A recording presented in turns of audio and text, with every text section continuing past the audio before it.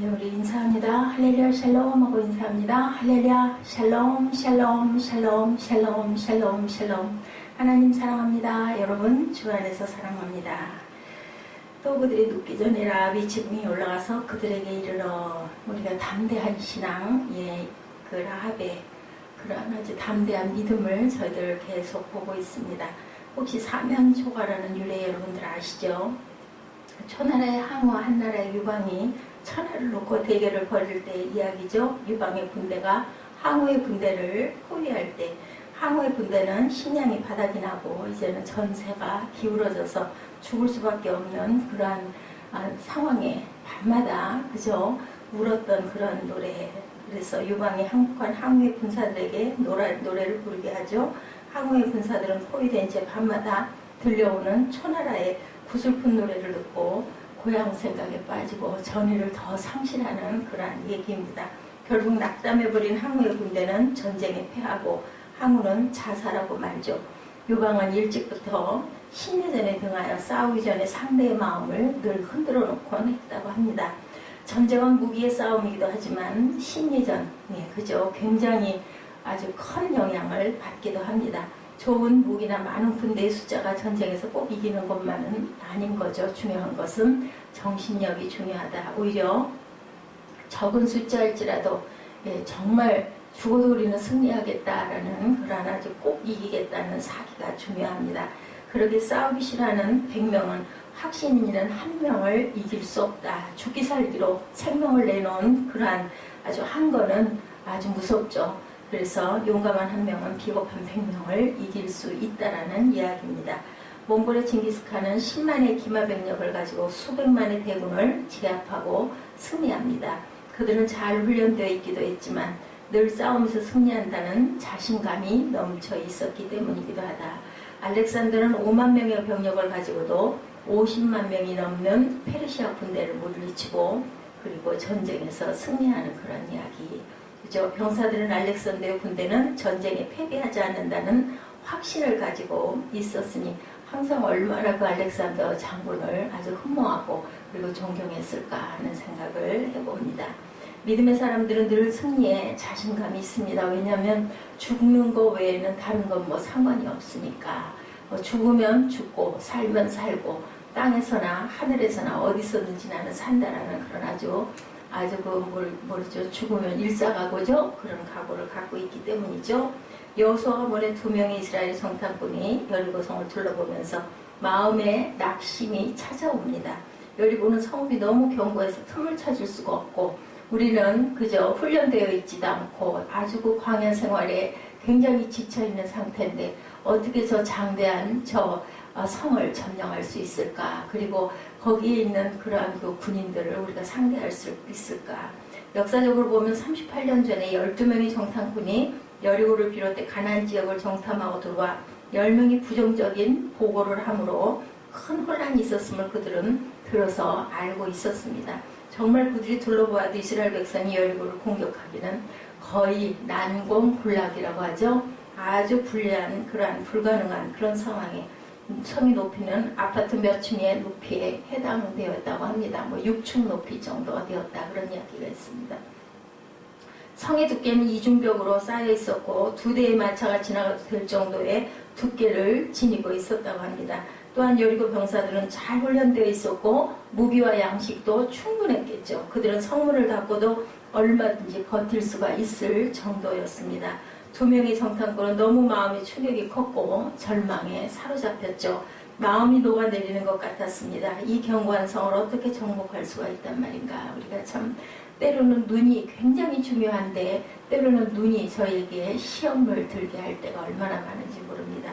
그들은 지친 마음과 몸으로 라합의 주점을 찾아갑니다. 그런데 라합으로부터 정탐꾼들이 생각했던 것과 정반대의 말을 듣죠. 술자석에서 다양한 정보를 접했던 라합은 여리고 사람들이 내면적인 심리 상태를 솔직히 전해줍니다. 야훼께서 이 땅을 너에게 주신 줄 내가 안다. 우리가 너희를 심히 두려워하고 이 땅 주민들이 여름날에 아이스크림 녹듯이 간담이 녹았다. 너희의 신 야훼께서 홍해물을 말리셨고 아모리 사람의 두 왕 시온과 옥을 전멸시킬 일을 우리가 들어서 알고 있다. 기생 라합은 2명의 이스라엘 정탐꾼들에게 여리고성의 비밀을 알리면 안 됐죠. 그들은 정말 바보 같은 일이다라고 생각을 합니다. 여리고 주인이나 관리들 그리고 병사들의 내면적인 숨겨진 심리 상태는 아무나 알 수 있는 것이 아니죠. 그들만이 알 수 있습니다. 적용이 알 수가 없죠. 이것은 라합만이 손님들로부터 들을 수 있는 내용이기도 합니다. 그런데 어떻게 라합이 그렇게 중요한 정보를 그들에게 말을 할 수가 있었을까? 모든 현상은 2가지죠. 우리가 육체의 눈으로 볼 수 있는 것과 그 내면을 살피지 않으면 알 수 없는 것들이 있었는데 라합은 여리고성의 미래를 좌우할 수 있는 고급 정보를 정탐꾼들에게 지금 말하고 있는 겁니다. 사실은 여리고 백성으로서 자기 나라의 약점을 적에게 말하는 것이 바로 여리고에서는 배신자가 될 수밖에 없는 그런 불명예스러운 일이기도 했지만 라합을 통해서 이스라엘 정탐꾼들에게 여리고의 그 심리 분석을 정확히 알리게 하신 분은 바로 하나님이시겠죠. 왜 하나님께서는 라합에게 그런 정보를 주도록 하셨을까요? 하나님께서는 2명의 정탐꾼이 여리고성을 정탐한 뒤에 그들의 마음이 상심되어 있었고 간담이 녹듯이 두려움에 떨고 있음을 이미 알고 계셨다라는 겁니다. 그들이 보고 경험한 대로 돌아가서 보고한다면 여호수아를 비롯해서 그나마 그저 그 연약한 훈련되어 있지 않은 그 군대들이 분명히 패할 것이 분명하기 때문에 이렇게 라합을 통해서 힘을 주고 확신을 주고 용기를 주신 하나님이시라는 거죠. 38년 전에도 그들은 12명의 정탐꾼들의 보고를 듣고는 다들 시기에 빠져 있었던 그런 일이 있었습니다. 이제 하나님께서는 라합을 통해서 정탐꾼들에게 내면적인 정보를 전함으로 정탐꾼들의 용기를 회복하게 하십니다. 전의를 상실한 군대는 결코 전쟁에 승리할 수가 없죠. 몹시 상징되어 있던 정탐꾼들이 라합의 이야기를 듣고 마음이 담대해졌고 용기를 회복해서 매우 희망적인 보고를 여호수아에게 할 수 있게 되었습니다. 하나님께서는 이스라엘의 정탐꾼들이 용기와 담대함을 가짐으로 여리고 전쟁에서 승리하게 하시려고 이런 작전을 짜으신 작전 참모이셨다라는 거죠. 우리가 그렇기 때문에 참 듣는다는 게 굉장히 중요합니다. 하나님께서 이스라엘의 전쟁에 승리와 야훼에 대한 소문을 듣게 하심으로 여리고성 주민이 간담에 녹는 것처럼 전의를 상실하게 만드신 능력의 하나님이다. 하나님께서 인간을 창조하실 때 인간은 두려움이 없고 어떤 상황 가운데서도 당당하게 그렇게 설 수 있는 존재로 만드셨는데 하나님 앞에서 어떤 구김살도 없었는데 죄로 인한 타락 이후에 우리 마음에 뭐가 들어와요? 두려움이 들어오게 됩니다. 인간은 쉽게 열등감에 빠지고 마음이 연약해서 거대한 적의 겉모습만 보고도 낙심하고 두려워하는 존재가 됐습니다. 우리가 뭔가 마음 안에 거리낌이 좀 있거나 하면 눈치를 보게 되죠. 그리고 그것으로 인해서 상심하게 되는 그러한 마음밭들을 갖고 있습니다. 그래서 두려움은 누가 녹아준다고 그래요? 사탄이 주는 우리에게 아주 자꾸 상심하게 하고 좌절하게 하고 낙심시키는 그러한 그 마음을 사탄이 주죠. 예수님이 오신 목적은 좌절하고 절망하고 무너져가는 인간들에게 우리에게 담대하게 그리고 용기를 주기 위해서 오셨습니다.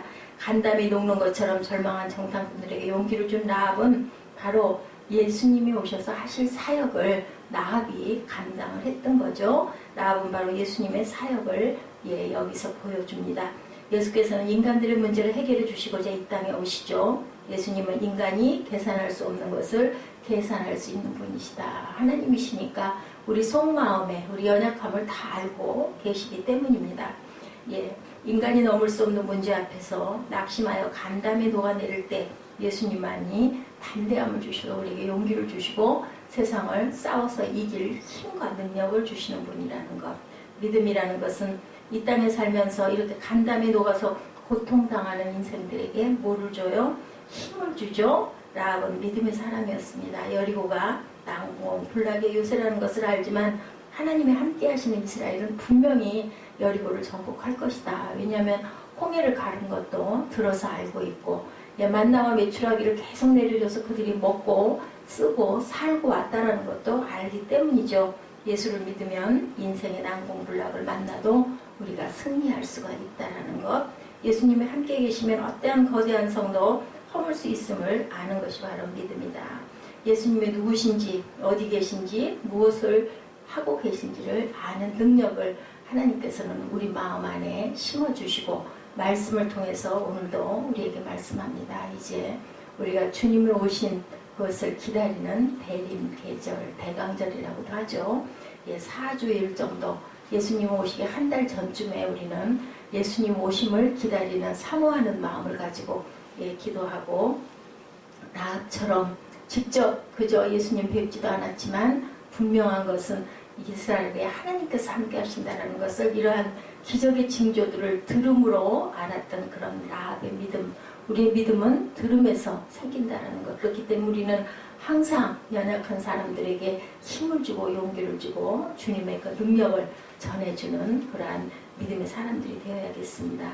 라합은 2명의 정탐꾼에게 아주 이렇게 중요한 정보를 말합니다. 절대로 알 수 없는 거죠. 거기에 있는 그 성에 있는 사람들만 알 수 있는 정보를 이렇게 여관 그리고 또한 음식을 팔면서 이렇게 사람들을 모시기도 했던 기생이라고 하죠. 기생의 그 신분으로 이렇게 하나님의 음성을 듣고 알고 그리고는 가족을 구원했던 아주 위대한 이렇게 예수님의 계보가 되죠. 나중에는 여리고성에서 어떤 무기에 어느 정도의 분량이 있는지 군사의 숫자를 말하지 않습니다. 3가지를 말합니다.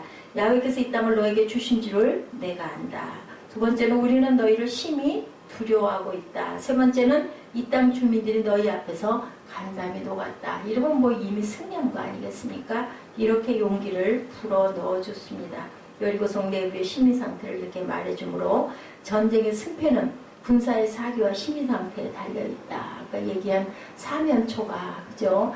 이미 전세는 기울어져 있는데 거기다 대고 고향을 그리워하는 노래를 밤마다 들려줌으로 인하여서 그만 그 전의를 상실했던 그 초나라와 그 유방과의 나라의 그 싸움을 우리가 들은 것처럼 여리고 주민과 군인들은 전쟁이 시작되기도 전에 이미 간담이 녹아내려버린 상태.